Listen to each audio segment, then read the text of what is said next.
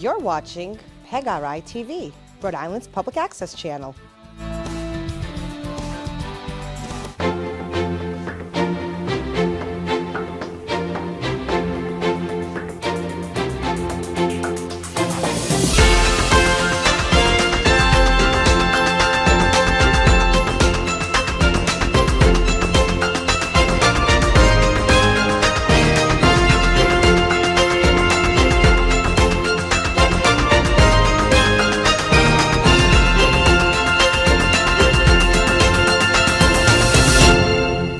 We're at Finn's Harborside, right in East Greenwich. A beautiful place, one of the small businesses that are going to be on the panel tonight and discuss the business issues that are important to the state of Rhode Island. And before we start and going down the panel and have them introduce themselves to this audience, who know most of them already, but the people who are watching the show, we need to let them know who they are. I wanted to just editorialize a little bit. I want to make this connection between a good economy in the state, having a small business environment that is healthy in the state, and education. And so we are not going to hit our stride unless we have great public schools in the state of Rhode Island. Yes. And it's important that we continue to work on that. In the last session, there was an assault on one of the very best schools in the state of Rhode Island.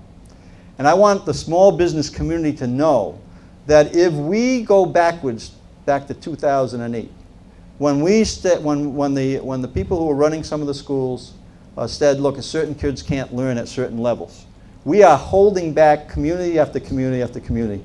And I can tell you our analysis, just to let you know, some of the very best schools in the state of Rhode Island, when we compare them against Massachusetts, in one instance, 17 comparisons, and 15 of the Massachusetts schools outperformed a similar community in the state of Rhode Island. So I wanted to make sure you know, because these are important things that as business owners we don't have time to really focus on.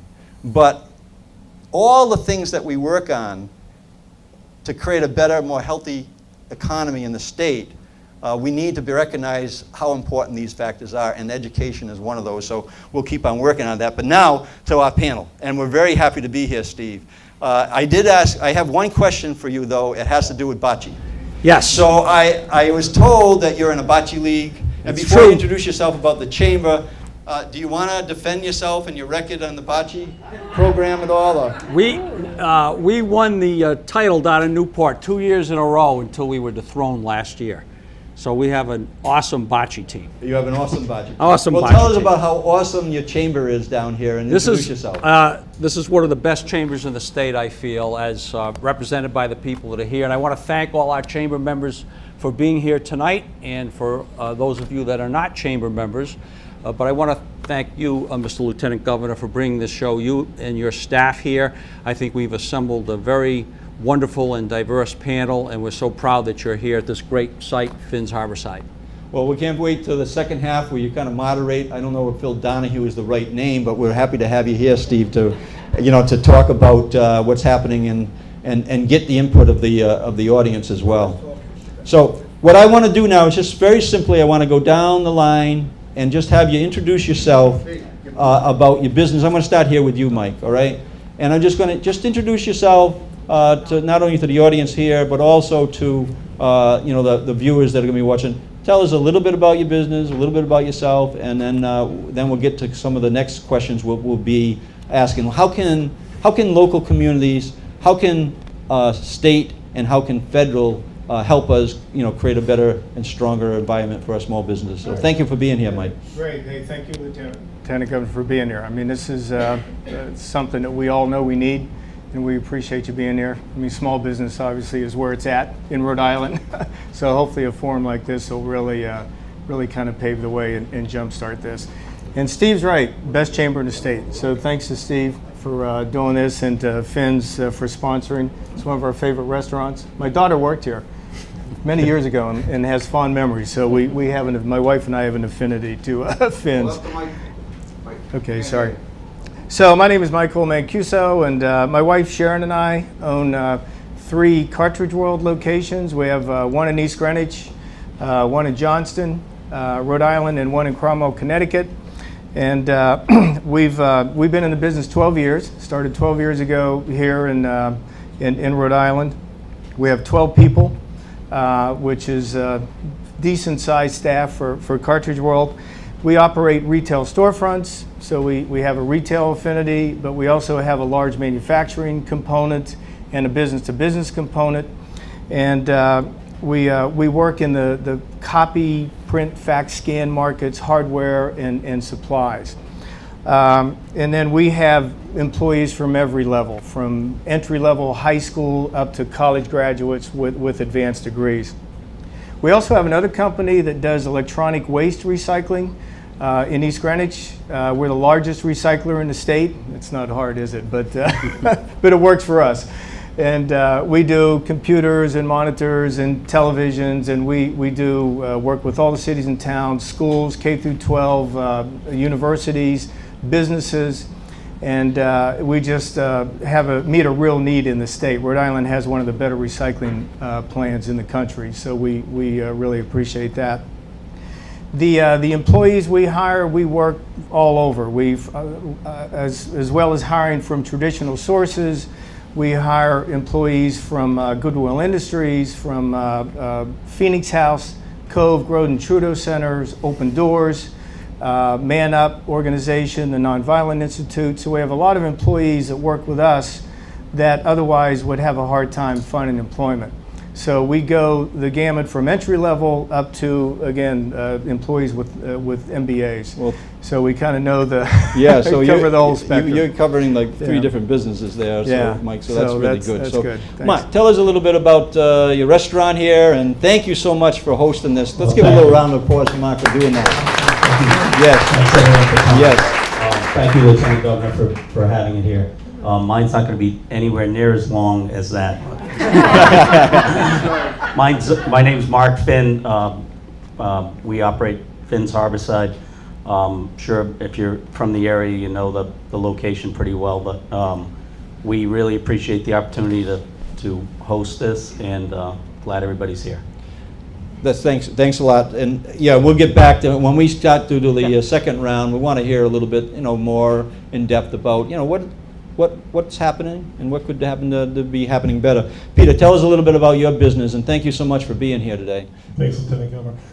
My name is Pete Fontaine. I'm a registered nurse. I'm an owner of a company locally, as well as also we had the fortune just today to sign a company from Massachusetts, which we acquired, and we're bringing them back to Rhode Island. So we like to hear that. Yes, I'm sure you do. Anything that can bring back to Rhode Island's good. We've been fortunate in the state to apply for incumbent worker grants, which we've received tremendous support on.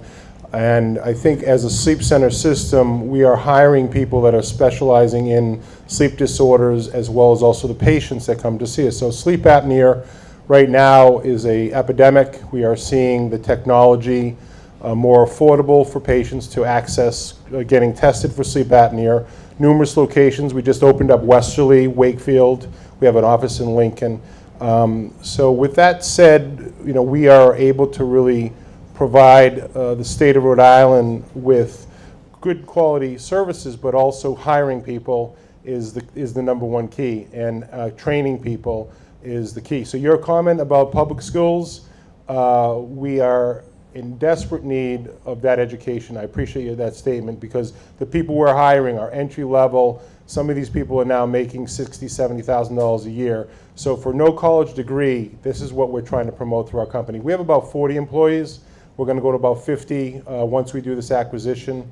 So we're going from a small company, I guess, in Rhode Island to a bigger company. Yeah, mid-size for us, but yeah, and I thank you for the education. I bring that up because I know it's so critically important that if we reach Massachusetts levels on our public schools, it's worth about $2 billion, as much as $2 billion more of earning power in the state of Rhode Island. And how important was that to our small business community? I mean, it is a huge shift in the right direction. And we don't want to turn the clock back. We want to keep on pushing forward. And the small business community, they have a vested interest in it, Peter, and we need to make sure that they understand what's at stake, and they have a voice that says, hey, wait a minute here. We need to keep on moving forward in the right direction. Jessica, tell us a little bit about your business, please. Sure, thank you. Good evening, everyone. My name is Jessica Granatiro, and I am the owner of the Savory Grape Wine Shop here in East Greenwich. I'm also a resident of East Greenwich. I left the corporate world about 14 years ago to start this business and to do something that I was passionate about and that I loved. It is a retail and online wine business that provides education and in the wine industry as well as the food and wine industry. And we also expanded that about 4 years ago and started the Savory Affair, which is a corporate and private event planning business as well as a travel and wine and culinary business abroad into Europe and also into California on the West Coast. So I was really excited to be asked to participate in the forum this evening because I think as a small business owner who employs 8 people, all from Rhode Island, we also provide internships to University of Rhode Island students, Bryant University, Johnson & Wales, to provide them not only experience in the culinary and wine world, but also from the business and marketing perspective. And I think it's important that we look at what issues small businesses face from, whether it's Peter's company, which is 40 people, or my company, which hires 8 people. We all face similar but also different issues. And I really want to put forth this evening and get a nice conversation going about how do we deal with, governmental restrictions, whether it's globally across the country or within our own state that can hinder growth. What are some of those factors? How do we are small business, but how do we keep big business here? Because we need those people who are working at big businesses to shop at our businesses, to come to our businesses. So I think there's a lot that goes hand in hand. And I'm really excited for the conversation. Well, thank you for being here. And that comment, when we did our show, we're doing 39 tours. We have a 39 tour. There's 39 cities and towns in the state of Rhode Island. So when we go see a diner, which we saw at Jiggers here in East Greenwich, we go to 39 diners. And we see 39 businesses, and we bring municipal leaders in. We have a couple municipal leaders here tonight. Mayor Avedijan is here. Great that he's here, and Council President Sue Cianchi is here, as well as Councilman Sean Todd and Representative Langevin. So we want we want to make sure we communicate to our elected officials about how important business is. And when we talk about big business, as a mayor, I was a mayor of our town for 12 years, and we worked with CVS. We had a 600,000 square foot expansion in our town on CVS, 1,000 jobs. We worked with Tiffany's, which is a worldwide company that's in Cumberland, and we worked with them. We worked with Cintas and others. We need those. But my perspective is if we're willing to put resources on the table for big business, which I think we need to embrace, we need to make sure that that pie gets sliced up in a way that is a generous piece of the pie into the small business community, and that's what we're going to be working on. I'm going to talk a little bit more about that as we go along tonight. Lois, give us a little overview on your business, and thank you so much for being here tonight. Thank you for having me. My name is Lois Hollingsworth. I own a business called Zuzu's. We've been known for many years as Zuzu's Petals. We don't really say Zuzu's Petals anymore because people think it's a flower shop. But we've been in business for 26 years in Rhode Island. At one point I had 4 stores, but I now have 2. It's retail, and we all know the difficulties of retail. It's kind of better women's clothing and dresses and accessories and sweaters and things like that. So I employ 3 people. So I'm really small. I used to employ 6 people, so we've kind of gone down. We have not expanded, but that's retail, and I think that's it. No, that's good. And what we're doing on Lois is that when we visited the farms, we visited an acre farm in 1 acre in Burrillville, and we visited a 160-acre farm in Cranston with Mayor Fung. So we think that every business is important. Whether you have 8 employees or 3 employees, this is really important to make sure that's a good portion. And we have, my thought was always to keep our stores going, but unfortunately because of the economy and the recession, that's when we lost our other 2 stores. So we didn't lose them, but we closed them down. Yeah. So we're very strong in our 2 locations in Barrington and East Greenwich. We have a great, I will say, a fabulous, and I'm sure we'll talk more about it, East Greenwich Business Association here. Probably the best of all 4 locations that I've had, the best business community here. Very supportive and a really great Main Street. Well, thank you so much for being here. Steve, did you want to jump in for a second I on want to that? add to about what Lois was speaking about with the challenges of retailing. And one thing that we have unique in East Greenwich is a Main Street Merchants Committee. And it's the power of that group gets things done on Main Street that promotes East Greenwich and Main Street as a destination, because the retailers have a difficult challenge. And so it's one thing for Zuzu's to promote on their own, which they do a great job, and it's another thing for the chamber to put its weight behind it and get our merchants working together to put on events which bring the spotlight to East Greenwich. And that's been a suggestion of mine to towns around the state. And yes, and well, like, for instance, we've been in Westerly and we've visited businesses down there, and the Misquamicut Business Association, focusing on the small business community. So what you just said in East Greenwich that has a focus on small business, that's what we really want to embrace and really support. Again, the big businesses are important, but what are we doing for the small businesses in the state? And what messages are we delivering? Representative Bob Lancia is here tonight. What messages are we delivering to our General Assembly members as we talk about small businesses and what we're doing and how hard we're working to make those small businesses work? Mike, what I want to do is set up the second line, and then we'll probably be headed towards the audience. But I want to talk about things that are on your mind that could help create a stronger business environment in the state. And let me just give you a couple examples of the travels that we're having. So we're going to the microbrewers.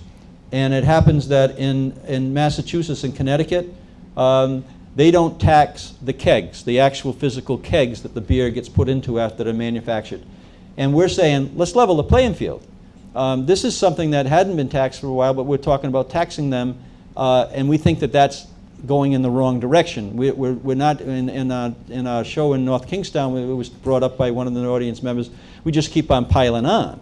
And so it just keeps on piling on and piling on. We gotta stop the pig pile a little bit and actually unpile the restrictions.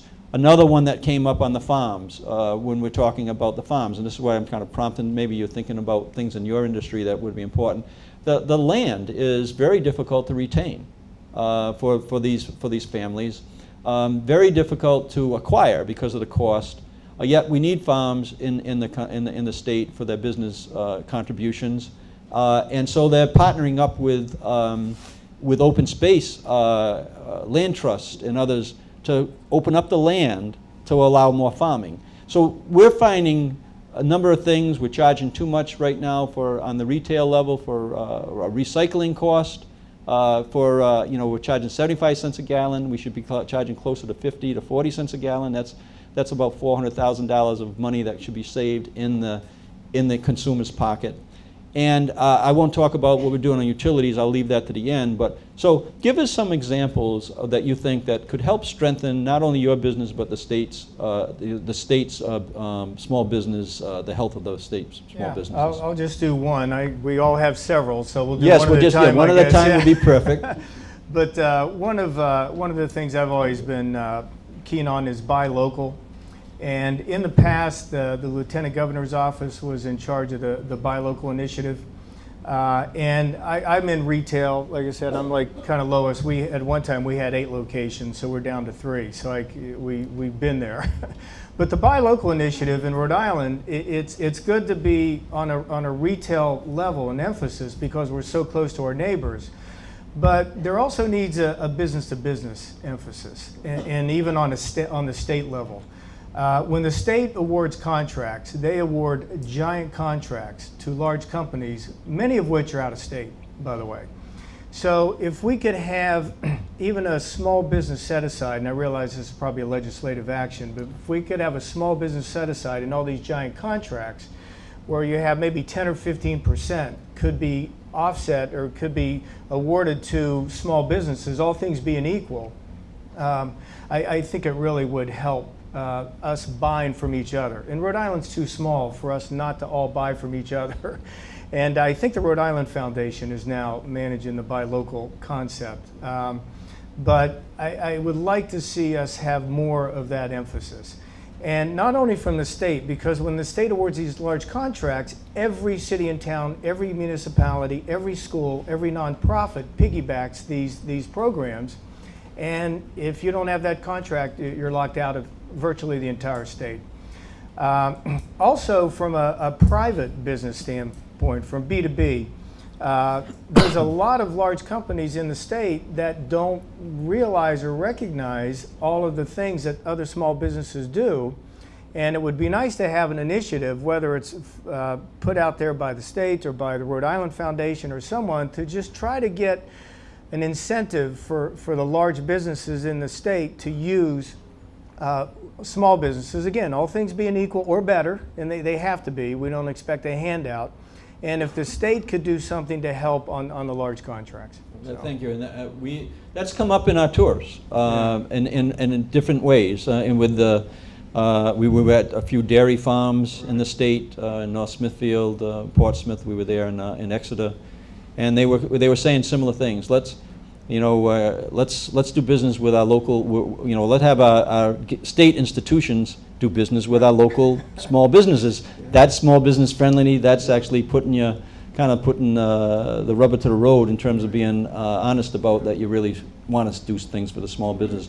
Mark, if you have any thoughts on some things that you might want to. Yeah, when Steve asked me about being on the panel, one thing came to mind, and we do a great job in Rhode Island recycling as far as residential recycling goes. Everybody pretty much is on board with that. My problem is commercial recycling, as in restaurants. We're probably maybe the #1 producer of bottles and cans and things that I don't want to put in a landfill that could be recycled. So my point was, I contacted my disposal company and they said, yeah, sure, we'll give you a recycling dumpster and we're going to charge you for it. So I said, that doesn't make any sense to me, and it doesn't, and I think I spoke to you earlier about it, and to me, I mean, it's like you must make some money on the recycled product. So I can't understand why there's not a program for restaurants or anybody that's a large producer of recyclables to be able to take care of that. Yeah, you mentioned it out on your outside deck there, a beautiful deck overlooking all the boats out there in the harbor. And I was mentioning that I have talked to Resource Recovery, and I'm working with them about a plan. It's really great to hear you echo that there's an interest in doing that, and there are a few communities right now, Warren being one of them, that is piloting a recycling program with their commercial businesses. I think they have about 100 businesses, and they're incorporating that into their local contracts, their municipal contracts. So we'll see how they're doing, but I know Resource Recovery is very interested in doing that because they're very concerned, Mark, about the fact that they have a limited amount of space available at the landfill in Johnston, and they're trying to do everything they can to extend the time frame that they can operate there. So this is right up their alley, and I think that they would be very supportive. And what we need to do is talk to the municipal leaders that we want to be talking to about that. Is a nice contribution to the small business community. If we could pull some pilot programs that are in multiple communities around the state. I just wanted to say one more thing, and it's you're almost forcing restaurants and people such as myself that are a large producer of bottles, cans, whatever, to fill up the dump. Yes. I mean, fill up the landfill. So I mean that if they can make money on it and not have it fill up the landfill, that would be great. Well, that's exactly what we want to hear in these forums. And when we visit the different businesses, we want to see something specific that we could follow up on, and we will definitely follow up with you on that, Mark, and see where that leads us in terms of promoting the idea that it's in the municipality's best interest as well. They get a higher recycling rate. I know as a mayor that brought in some funding for us. As the higher our recycling rate, the better we are, and actually it helps control our dumping fees, the transaction fees that we have to pay on the tonnage. So, Pete, give me other thoughts on why you got the mic. This is your chance. This is your big chance. So one of the things that when we opened up our business 8 years ago, access to the communities. And one of the things I learned about Rhode Island, why I like doing business here, as well as being at Finn's Harborside on the water, is that Mayor Avedisian, when we opened up our Warwick site, I accessed him. He was open to meeting with me, and I said, we need to do this quickly. We have a lot of physicians that want to get this developed. They own the building. And so access to community leaders like yourself when you're in Cumberland, it's a very important piece for small businesses. On the healthcare side, I think we all have healthcare. We probably all have hopefully all of you have insurance out there. But with that said, our ability to train people, and we have a great opportunity to train, as I mentioned, getting funds from the state to train people through incumbent worker grants, as well as also working with the small offices, municipalities, to really tap into the resources, high school kids, college kids. Could you just give us a quick example of how you worked on those training grants? I think there's some people in the audience here, and also people who are going to watch the show that want to hear about that, because if a small business is accessing that, maybe they think it's just for big business. So Governor's Workforce has grants online that you can apply. They're not difficult. People oftentimes say, as grant writing, is it difficult? You're basically putting down why you need it. You have to put the financials of what you're training. And the benefit is that it's submitted online, and it's a year-long process. So the nice part is you can use those funds while you're training your employees. These have become invaluable, and I think this is our 4th grant we're applying for. And there's $1.7 million out there, and I've been called back on numerous occasions saying not all of it was used up, and I'm surprised at that. So I've spread the word as much as I can to take advantage of what the state has to offer. Where the state I do see can help is small business leaders need training. A lot of us do not have MBAs. A lot of us have learned on the job how to run a business. I think the state can provide more resources. If we're to pay taxes into the state, we can provide more resources on how to manage a business, how to develop a business, and how to use the interconnectivity that using the communities, using the resources. Well, thanks for sharing that story. I think Commerce would be very happy to hear that that's a program. We've heard that echoed in a couple other instances. Mm-hmm. So let's get the small business community very aware that there's dollars that are available to help with the training and take advantage of those things. I've always said, look, at when it's raining, don't tell me the sun's shining. But if we got these rays of sunlight coming through, we should be out there celebrating those. And it sounds like that's a program that we should be doing. Jessica, give us your thoughts. Sure.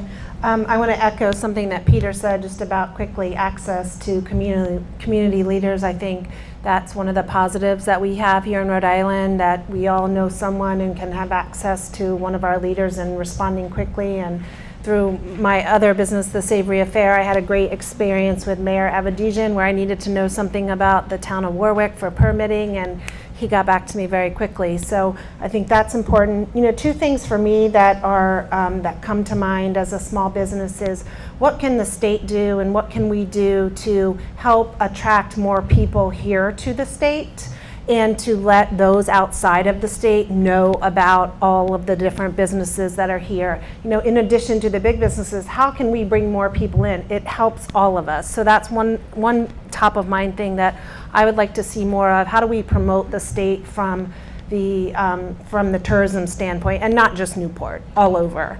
The other piece for me is really governmental regulation throughout the country as well as in Rhode Island. There is not a one-size-fits-all to small businesses, whether it's for paid sick time, healthcare costs, and our government really needs to be able to understand that and to speak for the small business owner that, you know, not everyone can pay for healthcare costs. Not everyone can give every single employee who works maybe 10 hours a week 7 days of sick time. So I think it's really important that we look at all different sizes. Yeah, thank you for saying that, yes, and follow up on that. And I think that it's really important and that's one of the reasons that we're out doing what we're doing and trying to organize the small business community by industry, by chambers, and connecting those communities together, because without a strong voice, you're going to see legislation and policy that's going to come down on the small business community that's not going to be friendly. And I'm all in on expanding our population. I think we should have a population growth plan in the state of Rhode Island so that we're growing at a rate that we can absorb, but not get in a position where we're losing population and becoming somewhat poorer and somewhat less educated and somewhat older. So we need to really address that. That's a really good point. Lois, just give us about 30 seconds and then we'll get to the second half of the show. Yeah, well, you spoke earlier about about local shopping. As a retailer, local shopping is so important. We've already seen these big stores go out nationally and in Rhode Island. I have customers who come in and say, oh my gosh, you know, I went to this store, they had nothing, and I say, well, because they've scaled back, because they're just not doing what they used to do because of web shopping and online shopping. Fortunately, I do have a niche where it's very special. I mean, it's a specialty store and people do come to me, but local shopping is it's right up there with my most important issues. Yeah, so thank you for that and sharing that. And thanks to all of you again. Downstairs, I heard some eager people ready to fire some questions at our panelists and indeed the Lieutenant Governor. So you heard a variety of topics discussed. I think every one of them made a great contribution. And so some of that may have resonated with you, but I am here to really go to you and see what questions you might have for any of our panelists. So do I have a first volunteer, first questionnaire? And what I'd like you to do is everybody identify themselves, your name, your business. Hi, my name is Elizabeth Russo. I'm the Outreach Director for the Goldman Sachs 10... Okay. Hi, I'm Elizabeth Russo, and I'm the Outreach Director for the Goldman Sachs 10,000 Small Businesses Program at CCRI. And I wanted to respond to Peter's comment about training and just kind of make you guys aware that we do have a Governor Raimondo brought initiative to Rhode Island, which is called the Goldman Sachs 10,000 Small Businesses Program. And it's at CCRI, and so I'd love to talk with you afterwards about the details of the program. Okay, thank you. Any questions? Mark, identify yourself, though. Do I really have to? Mark Deanne from Deanne Associates and Strategies, Inc. I want to comment on something that Scott from Epic had said earlier. You were talking about the job development grant program. I just wanted to let everybody in the state, in the room know, employers pay a job development tax. The state collects approximately $14 million a year in this job development tax, which is paid for by employers. It's supposed to be granted back to small businesses at a 50-50 match, which would mean that we would have $28 million available for job training and development in Rhode Island. It's very interesting, Scott, because you mentioned last year there was $1.7 million made available out of the $14 million that was collected. We talk about job training, job development, job creation. The employers in Rhode Island are paying for it. It's just not being allocated properly. And I'd like to see the Lieutenant Governor's Permanent Small Business Advocacy Council take this underneath their belt to make sure that what the employers in Rhode Island pay for, we get to use for what it was supposed to be used for. And it is a good program. Thank you, Mark. Yeah, so I would just comment quickly on that. As I mentioned before, I think that if we're willing to put certain resources on the table, the small business community should get its share. It should get its, a slice of the pie that's proportionate to the amount of business that we do in the state and the amount of employment we have. So, Mark, we'll follow through on that. One of the things that I want to mention too is that these forums and our visits to the 39 tours to each and every community, we're gathering information, and that information is very, very powerful. And you've heard a couple here tonight. We'll follow through on those. But our idea is to put a legislative package together next year to support the small business community, and then reach out to the small business community for support so they can drive some of the things that Mark has just mentioned, but others, and drive resources into the small business community. We've done that on the energy. We're coming up short, evidently, on a couple bills that really would help save ratepayers and business owners millions of dollars this year. We're intervening with the Public Utility Commission to make sure that we create competition. That's what deregulation was all about 18 years ago. We have moved the competition from 8% to 13% through Empower RI website. And but we need to do more. And so that's why these sessions are important. The input of the statements that you made, or the questions you make from the audience, are very, very valuable. And if you don't get a chance to actually talk tonight, or people in the audience that are watching the show that want to talk to our office about those things that should be included in a legislative package to support small businesses, we want to hear about it. Thanks. Right, well, we're here for questions. And, anybody else? Okay, yes, sir. Thanks, Steve. Lieutenant Governor, thank you very much for tonight's forum and all you've done for small business panel. My name is Jeff Deal. I'm the CEO of the Rhode Island Infrastructure Bank. I don't really have a question, but thank you very much for all you've done on the energy side as well. And I'm surprised that nobody mentioned the high cost of energy. And I did want to highlight a program that the Infrastructure Bank has. You know, we do a lot of work in infrastructure. We finance the wastewater treatment facility down the road. We're doing the road paving that's being done in East Greenwich now. But we do have a program called Commercial Property Assessed Clean Energy that enables, it's an innovative finance tool to 100% financing for clean energy, renewables, environmental safety, and health. And communities have to opt in. We've got 14. Mirabedesian and Warwick has done it. We're working with Sue to get East Greenwich on. We've done 4 projects already. Embrace Home Loan in Middletown is put in solar panels, backup facilities for their data center. They're going to save $2 million over 25 years after the cost of finance. And I do have some handouts and love to get your cards, love to talk to you about what the Infrastructure Bank, which is a quasi-state agency, can do about helping you lower your energy costs. But well, I hope the people much. at home are listening to that, and the business owners take advantage of that. Thank you so much. Thank you, Jeff. Do you have a question up front, anywhere? Oh, in the back. Beverly. Thank you, Lieutenant Governor. Deborah Burton with Seniors Choice Consulting, and I'd like to hear from the panel, what have you found is the most successful manner of marketing your business? Is it social media, print media, TV, radio? What has produced the most bang for your buck? Anybody want to jump in on that? Okay. My background is actually in marketing and public relations, and I have seen a huge change in the 11 and a half years that we've had our business. I have to say there are a couple things, depending on your business. Print marketing coupled with social media, I have found, is the absolute best. Print for recognition, constant recognition of your brand, so depending on what you want to do. But social media, particularly for my business, which is food, wine, travel, so I guess if you're in the healthcare industry, it might depend, but social media is key for the demographic from 30 to 70 years of age for my business, specifically Instagram, where it's very pictorial, less words. I would have to agree with Jessica. Social media for me in retail, Instagram, Facebook, email are a prime way to connect with our customers. Each time we get something new in, we photograph it and share it and send it to people.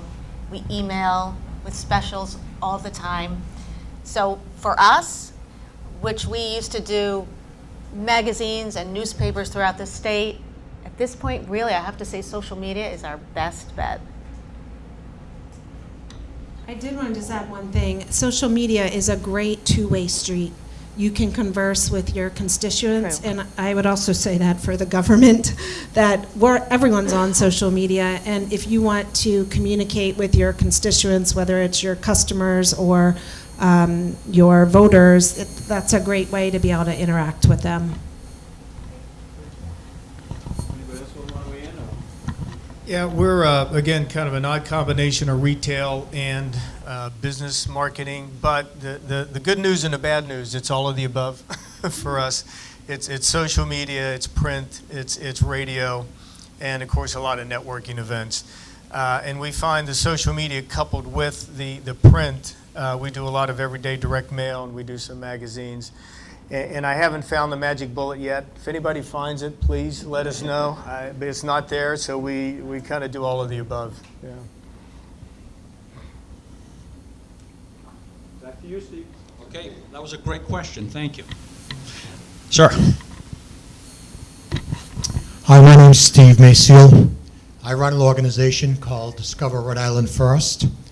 And as you know, Lieutenant Governor, I attend a lot of these meetings because it's of great interest to me.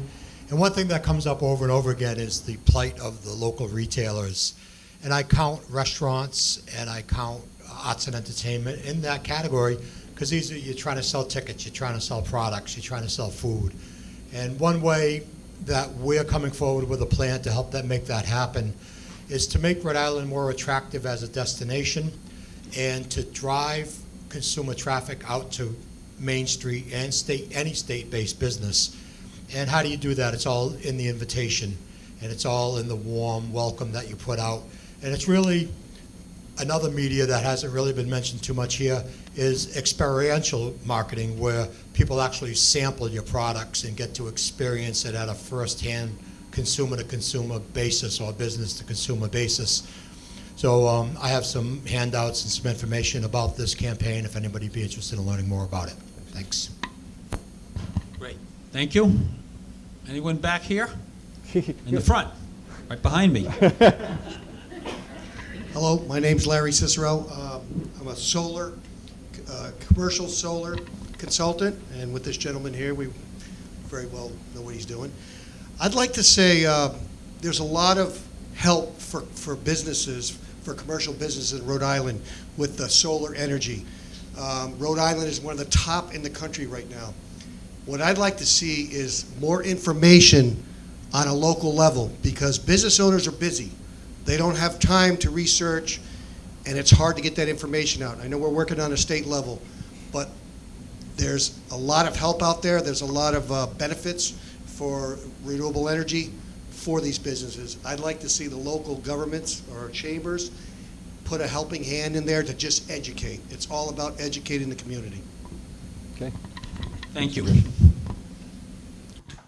Hi, my name is Tim Collins. My wife and I run Tranquil Touch Aesthetics Boutique right here in East Greenwich.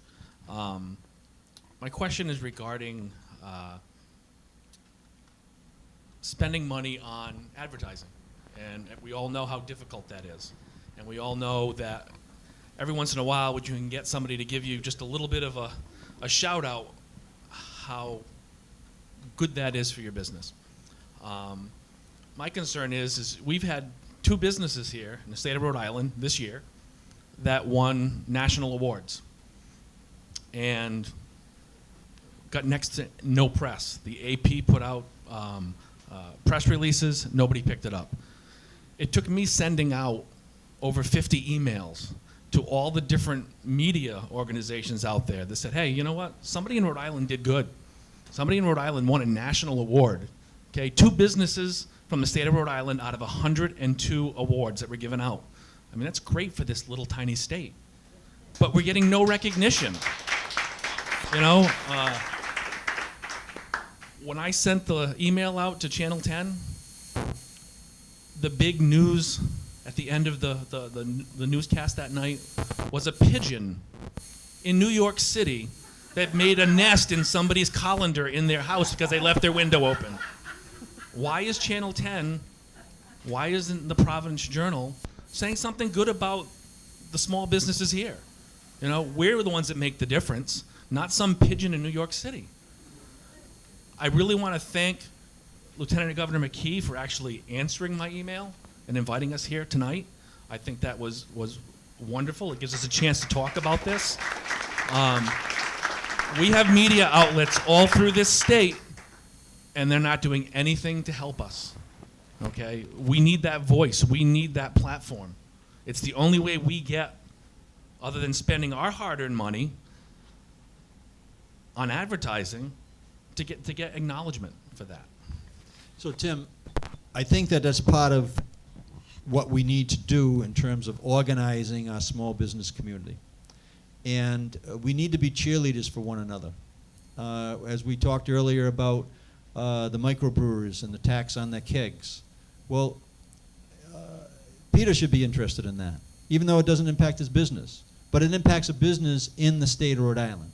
And when, to your success and congratulations on that recognition, I know that the SBA and others, they do the annual, Business of the Year people and that type of thing. But we need to extend it past that. We need to make sure that, that our businesses, as they're recognized for their excellence, are recognized. And also, as our businesses bring up issues where there's not a level playing field to compete against across state lines, that we group together, right? The small business community, I speak as a small business person more than as a lieutenant governor today, that we group together so that what Tim's saying is really very, very important. And so, I mean, this is a good example even tonight. Although I don't know what to do with Paul's, I don't know if we're going to edit his stuff out or not, but he did say some valuable things that were important for us to listen to. But as we leave, we're going to social media this out. We're going to social media your comments out, Tim.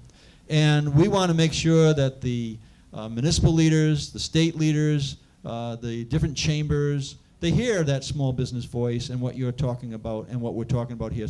So share that out, right? You should be sharing that with all your networks. I'll just tell quickly, we did a post the other night that Sue and I were headed to celebrate our daughter's birthday. And we were at the Coal Fire Pizza down in Providence, and I was with my nephew, and we were having a beer from that was done by a microbrewery down in South Kingstown, and I did a little toast out saying we're headed to PPAC and watch the show. We had over 5,000, almost 5,000 reaches on that alone. So when you talk about the social media, we can really group together and as a group promote what you just talked about, promote what you're hearing on these businesses here tonight, and to really share that out in the state, and that will resonate. And I know that there was a great editorial. I liked it because it was very complimentary to me in the Providence Journal last week. But it talked about it's not easy to understand why somebody hasn't championed this small business cause. It is there for the taking, and all we have to do is put our voice together to really make it work. So Tim, you have a follow up, and then we'll go to the panel. I'd just like and to I think that, add one thing to this. The G-Techs and the CVSs and all the big companies that come here, GE just came here.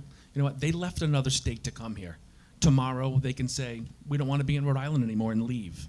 It's all these little companies, all of us that make a difference in this state. We stay here. All these big companies, they come and they go. And they're just going to go wherever they get the best deal, wherever the best people might be. New England lost a lot back in the 90s when all these businesses went down south. All our aerospace went down south. A lot of our textile businesses went overseas. It's the small businesses that stay here and they keep these communities solvent, keep these communities together. It's not G-Tech. It's not CVS. It's not General Dynamics. I mean, as much as they employ, tomorrow they could say, we're gone. And all those jobs leave, and it's up to us then to keep it all together. We need some more support. Yeah, and I think that's from that's the reason why we support the small businesses. For just that reason, I think that you need a balance between the blue chip companies and our small businesses. There's a value to that. I know in one of the diner shows that we had, one of the Patriot Diner up in Woonsocket was on the show, and they said, we liked it, Dan, when you were able to get a 600,000 square foot expansion on CVS in the Highland Park on the Cumberland side because we sold more eggs and ham, right? We sold more eggs and ham. So I think it's a combination. It's that balance that we need to have. And again, I think it's making sure you're working with businesses that are going to stay.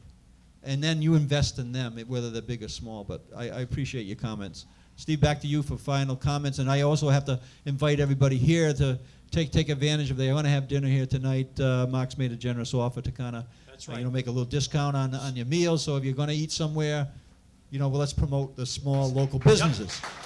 Yep. See us after the event. And I want to say that we really should thank our two sponsors. One is Finn's Harborside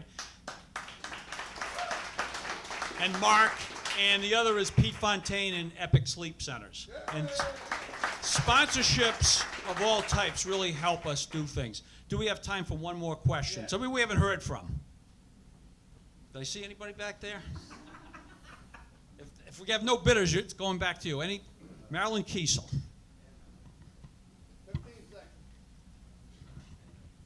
Marilyn Kiesel.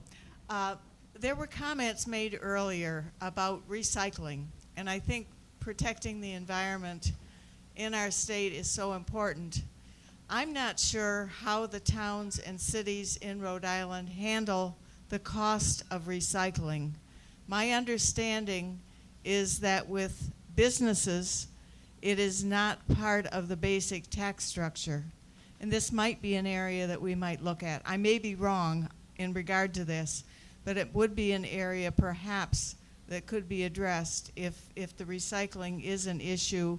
It's a bad time of year to be doing it. Budgets are already pretty well established for towns, but just an area that we might take a look at to protect the town. Thank you for sharing that, and that kind of echoes what Mark's talking about. We're going to follow up with him, and I really think there's an opportunity for municipalities to do pilot programs in every community in the state of Rhode Island and see how they work, and bring on a couple dozen businesses in every community to see how it works in terms of whether it helps with the recycling. So we're coming to the end of Advanced Rhode Island, and we got about another 20 seconds. 15 seconds. I want to thank everybody who was here tonight. I want to thank the people who will be watching the show. Advanced Rhode Island, we want to be focusing on creating a better, healthy environment for our small businesses, promoting education, and creating opportunities for our municipalities to be strong and stable financially, and providing a great place for all of us to live. And that's what we work at. Thank you so much to the panel for being here tonight, and we're signing off. Oh, we got one more thing. All right, I think we're good. Thank you so much for being here. Appreciate it.